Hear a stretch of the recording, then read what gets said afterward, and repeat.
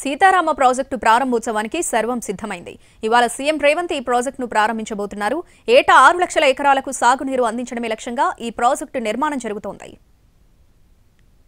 ఉమ్మడి ఖమ్మం జిల్లాను సస్యశ్యామలం చేయడమే లక్ష్యంగా నిర్మిస్తున్న సీతారామ ప్రాజెక్టు ట్రయల్ రన్ ఇప్పటికే సక్సెస్ అయింది.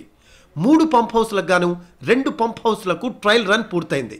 సీతారామ ప్రాజెక్టు పూర్తయితే 10 లక్షల ఎకరాలకు సాగునీరు అందనుంది. ఈ ప్రాజెక్టు ద్వారా 3 జిల్లాల రైతులకు మేలు జరగనుంది.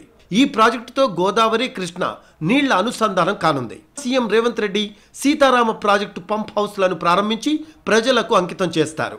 1,75,000 ఎకరాలకు సాగునీరు విడుదల చేస్తారు.